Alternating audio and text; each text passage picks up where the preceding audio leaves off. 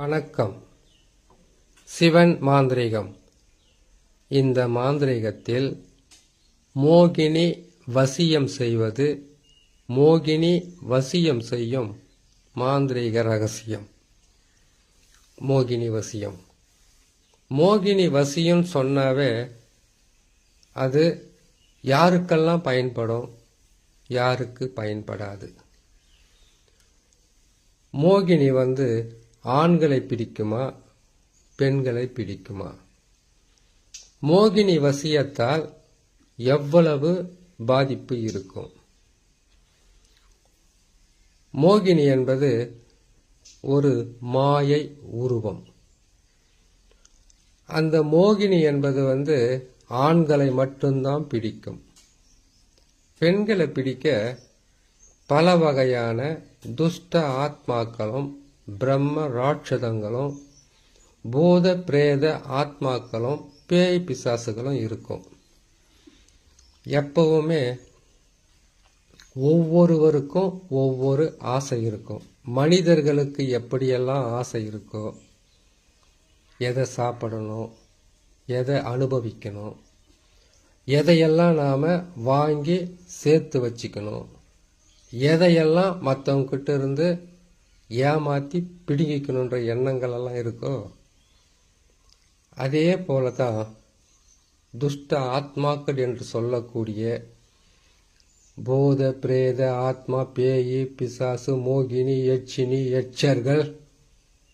யட்சினிகளும் எச்சர்களும் அது கேட்டிங்கன்னாக்கா அது தனி ஒரு விஷயத்தில் போகும். எச்சர்களும் எச்சினிகளும். இந்த எச்சர்களும் எச்சினிகளையும் வணங்குறவங்க பார்த்தீங்கன்னாக்கா புதையலை எடுப்பதற்கு அவர்களுடைய துணை இருந்தால்தான் எடுக்க முடியும் என்கின்ற மாந்திரீக மறைமுக ரகசியங்கள்ல இருக்கு. உடனே புதையலை எடுக்கிறதுக்கு உங்ககிட்ட மை இருக்கா, புதையல எங்கள் வீட்டில் இருக்கிறது எடுத்து கொடுத்துருக்கலனால கேட்கக்கூடாது. ஏன்னு கேட்டீங்கன்னாக்கா புதையல் என்பது நீங்க போன ஜென்மத்தில் அனுபவிக்க முடியாத அதை மறைச்சி வச்சுட்டு பயத்துக்காகவோ, இல்லை உங்கள் முன்னோர்கள் அரசர்களுடைய கட்டுப்பாட்டில் இருந்த பொக்கிஷங்களை எடுக்கும்போது இவர்களுக்காக கொடுத்ததோ, இல்லை இவங்களை கூட அதிலிருந்து எடுத்ததோ, அதை மறைச்சி வச்சிருந்து, நல்லா புரிஞ்சுக்குங்க, அதை மறைச்சி வச்சிருந்து அது அனுபவிக்கவும் முடியாத, எடுக்கவும் முடியாத, மறந்தோ இல்லை மறைச்சி வச்சோ அவங்க இறந்திருந்தா அவங்களால தான் அந்த புதையலை எடுக்க முடியும்.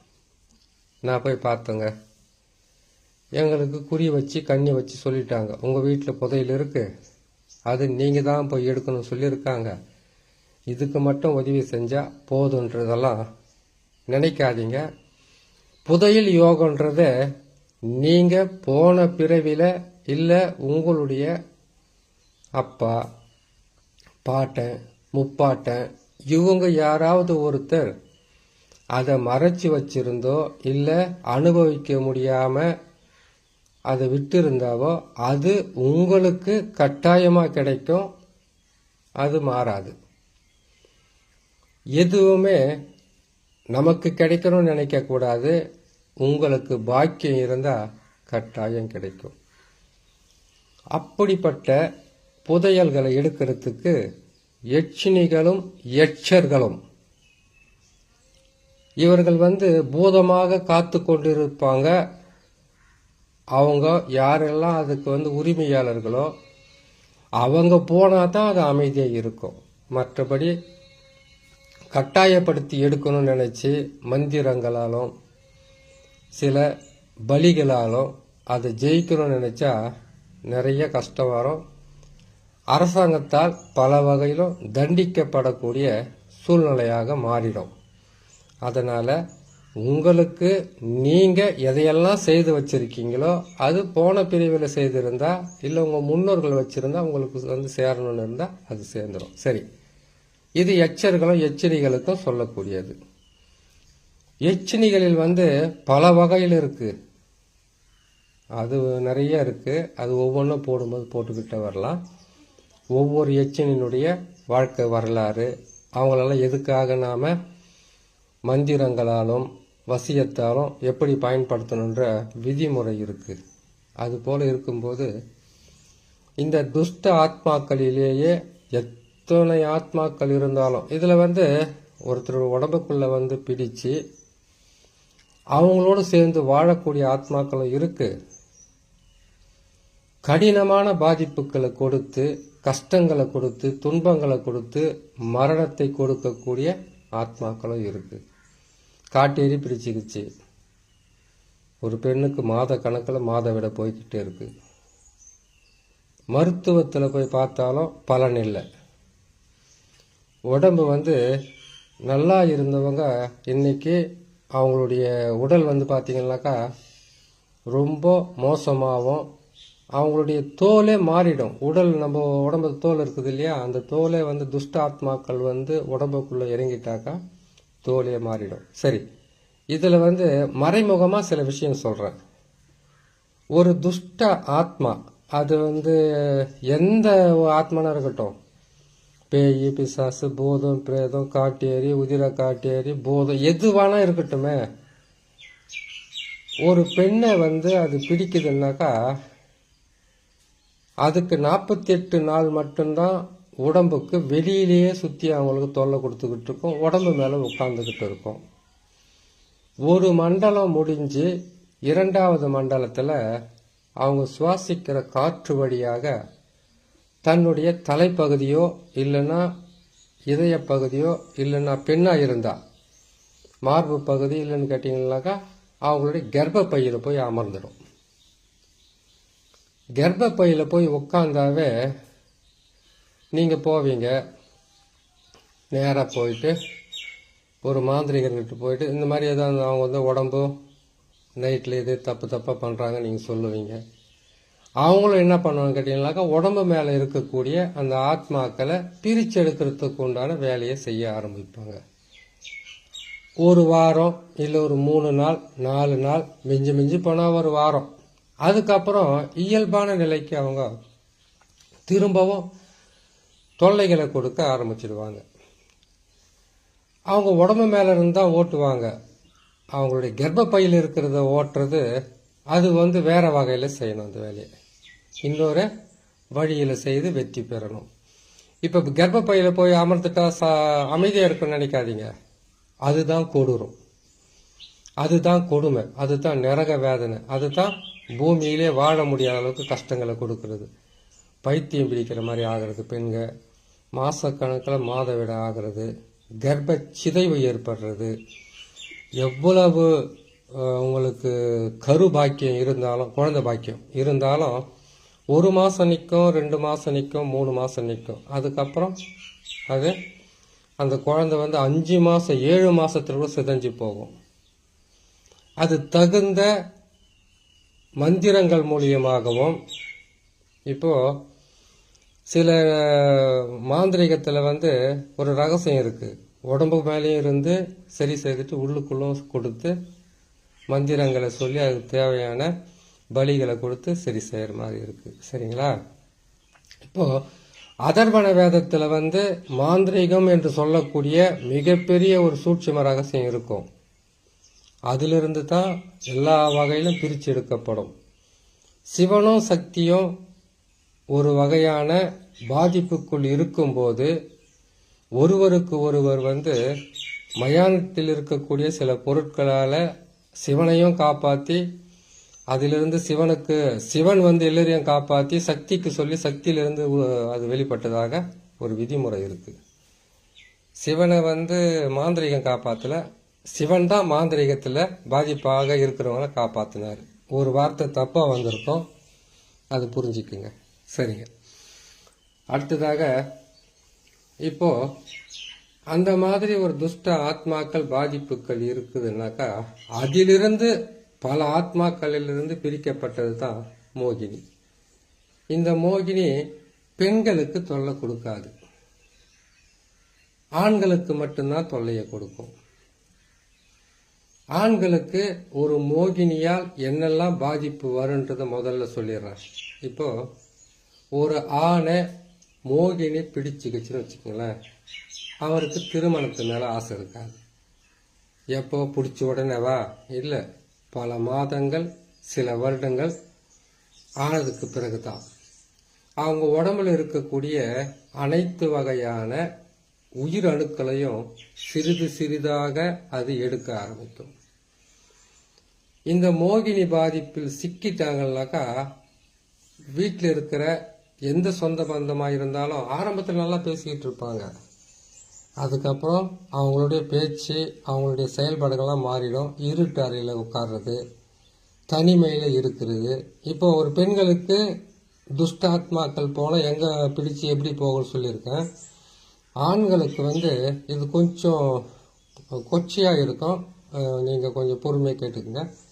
ஆண்களுக்கு உடல் மேலே ஆரம்பத்தில் பிடிச்ச உடனே கிணவு வரும். பெண்ணோட ஒன்று சேர்ற மாதிரி, பெண்களோட ஒன்று சேர்ற மாதிரி, பெண்ணோட நீங்கள் தினம் தினம் படுத்து எந்திரிக்கிற மாதிரி, பெண்ணோடவே நீங்கள் வாழ்ந்துக்கிட்டு இருக்கிற மாதிரி, உங்களுடைய கனவு கண்ணியோட வாழற மாதிரி, உங்களுடைய ஆசைப்பட்ட பெண்ணோட வாழற மாதிரி, அதன் மூலியமாகத்தான் உங்களுடைய உயிரணுக்களை பிரிக்க வைக்கும்.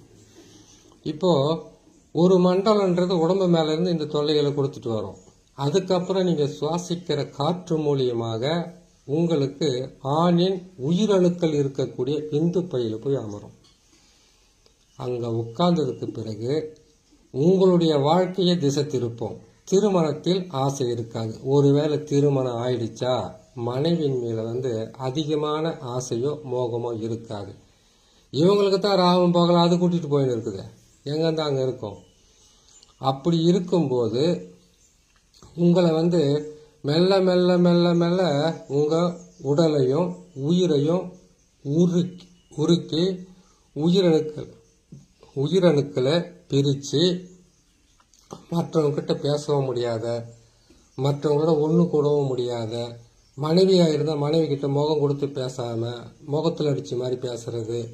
ஏன்னு கேட்டிங்கன்னாக்கா உங்களுடைய தேவைகளையும் உங்களுடைய ஆசைகளையெல்லாம் இரவு நேரத்திலையும் பகல் நேரத்திலும் இருட்டு அறையில் உட்காந்து உங்களுடைய சக்திகளை தானாகவே உறிஞ்சிக்கும். அது உங்கள் மூலியமாக தான் செய்யும்.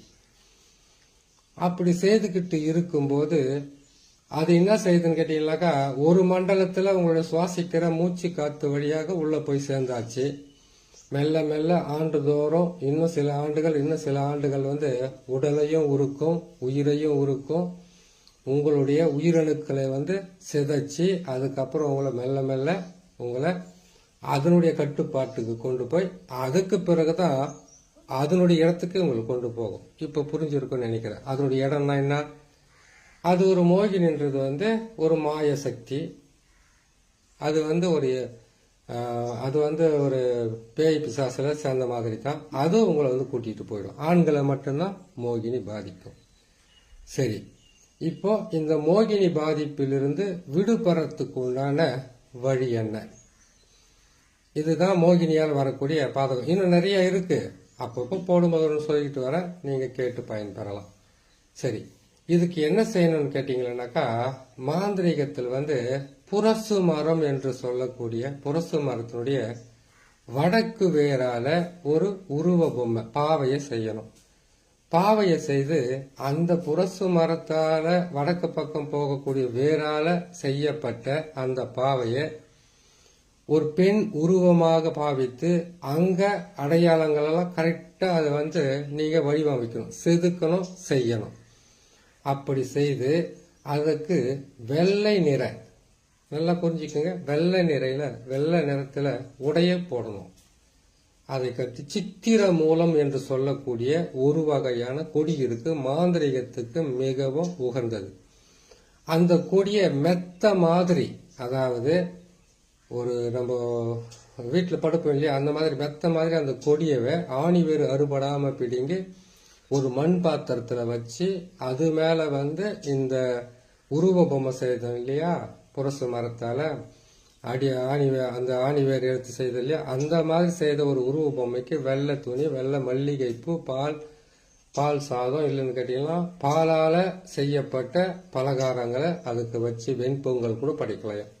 படைச்சு முடிச்சுட்டு அதுக்கு இவங்களுடைய உடல் யானுக்கு பிடிச்சிருக்கு இல்லையா, அது என்ன செய்யணாக்கா உடம்புல இருந்து அவங்களுக்கு 8 அழுக்கு எடுக்கணும். 8 அழுக்கு எடுத்து, இப்ப மாந்திரிகர் செய்யறதா இருந்தா இல்ல, நீங்களே செஞ்சுக்கிறதா இருந்தா, மாந்திரிகர் வந்து அது தனிப்பட்ட முறையில அதனுடைய மோகினிக்கு உண்டான பல வகையான மந்திரங்களும் மையங்களும் எல்லாமே இருக்கும். மோகினி மைய இருக்கு, அதையே செய்து இது பண்ற மாதிரிலாம் இருக்கு. அது முட்டையில தடவி செய்யணும். முட்டைன்றது வந்து சர்வசாதாரணமா எடுத்துக்காதீங்க, அது பேர் சிற்றண்டம். சிற்றண்டத்தை வைத்து பேரண்டத்தையே அடிக்கலாம்னு சொல்லியிருக்கு மாந்திரிகத்தில் தான். அதுக்காக இந்த அண்டத்தை எடுத்து இந்த அண்டத்து மேல அடிச்சலாம் நினைச்சுக்காதீங்க, அது தப்பா போயிடும். அப்படி அந்த புருஷ மரத்தால் செய்யப்பட்ட அந்த வேறால செய்யப்பட்ட அந்த உருவ பொம்மைக்கு மல்லிகை பூவெல்லாம் போட்டு அதை வச்சு யாரு வந்து அந்த மாதிரி பாதிப்பு இருக்கா அவங்களுடைய உருவப்படம், அவங்க உடம்புல இருக்கிற அழுக்கு இதையெல்லாம் எடுத்து அவங்க காலடி மண்ணெல்லாம் எடுத்து இன்னொரு உருவ பொம்மையை செய்யணும். அந்த உருவ பொம்மையை செய்து அதுக்கு என்ன செய்யணும்னு கேட்டீங்கன்னாக்கா, ஒரு ஆணுக்கு உண்டான அனைத்து வகையான பாகங்களையும் பிரித்து செய்து அவங்களுடைய போட்டோவை வச்சு அந்த போட்டோவுக்கு மேலே இவங்களுடைய அந்த அழுக்கெல்லாம் சொல்லியிருக்குல்ல அதெல்லாம் வச்சுட்டு, இது எப்படி செய்யணும்னு கேட்டீங்கன்னாக்கா உளுந்து மாவால் தான் செய்யணும், இல்லை அரிசி மாவால் கூட செய்யலாம். உளுந்து மாவில் செய்கிறதுல மிகவும் சீக்கிரமாக உடம்பை விட்டு பிரித்து எடுக்கலாம்.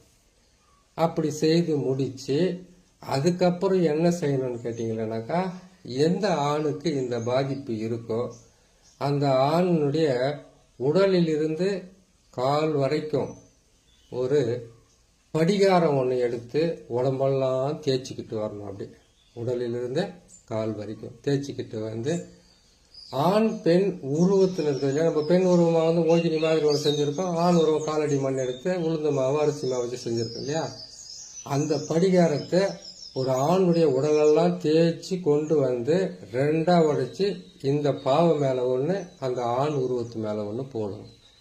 போட்டுட்டு 108 1008 வரைக்கும் கற்பூரம் தேவைப்படும். அது எல்லாமே இந்த ஆணுடைய உருவத்தையும் இந்த பெண்ணுடைய உருவத்தையும் அவர் யாருக்கு மோகினி பாதிப்பு இருக்கோ அவர் கையில் வந்து அந்த 2 மண் பாத்திரத்தையும் கொடுத்துட்டு அவர் தலையை சுற்றி இது மேலேயும் அது மேலேயும் போட்டு போட்டு போட்டு எடுத்துட்டு எலுமிச்சம் பார்த்தா அதே போல் உருவமெல்லாம் வந்து தேய்ச்சி எடுத்துட்டு வந்து அதுக்கு பலி கொடுத்து இதை கொண்டு போய் முதல்ல எரிக்கணும். கற்பூரம் போட்டு நல்லா எரிக்கணும். இதுக்கு படையிலெல்லாம் இருக்குது. படையிலெல்லாம் இவ்வளோவே செய்கிறது ரொம்ப கஷ்டம். படையிலெல்லாம் போட்டு செய்கிறது ரொம்ப ரொம்ப கஷ்டமாக இருக்கும். இது செஞ்சாவே போதும். இது செய்து எடுத்துன்னு போயிட்டு ஆற்று மணலில் ஒன்று புதைக்கணும். எதை புதைக்கணும்? அந்த ஆணனுடைய உருவ பொம்மையை ஆற்று மணலில் புதைக்கணும். கற்பூரத்தை போட்டு இந்த பாவை செஞ்சில மோகினி பாவை அதை எரிக்கணும். அதை எரித்து எங்கே புதைச்சிங்களோ அந்த இடத்துல இந்த உருவ பொம்மையை நம்ம செஞ்சோம் இல்லையா, அந்த புருஷ மரத்துலேருந்து அது மேலே வச்சு அது சுற்றிலையுமே நீங்கள் என்ன செய்யணும்னு கேட்டிங்களானாக்கா, சிவனுடைய சக்கரம் என்று சொல்லக்கூடிய முக்கோணத்தை வரைஞ்சி அதுக்கு மேலே நீங்கள் உங்களுடைய குலதெய்வம் இஷ்ட தெய்வம் இருக்கு இல்லையா, அவங்களுடைய பேரையோ அவங்களுடைய மந்திரங்களையோ சொல்லிட்டு வந்தாக்கா உங்களை பிடித்திருக்கக்கூடிய மோகினி பாதிப்பு உங்களை விட்டு குறுகிய காலத்திலே விலகி நீங்கள் நல்ல நிலைக்கு வந்துடலாம். இதிலிருந்து மந்திரம் இருக்குது, பூஜை விதி இருக்குது, பூஜை புனஸ்கார விதி இருக்குது, என்ன இது இருக்குது. ரொம்ப வீடியோ நீளம் அதிகமாக இருக்கிறதுனால அது இன்னொரு பதிவில் போகிறேன், கேட்டு பயன்படுறேன்.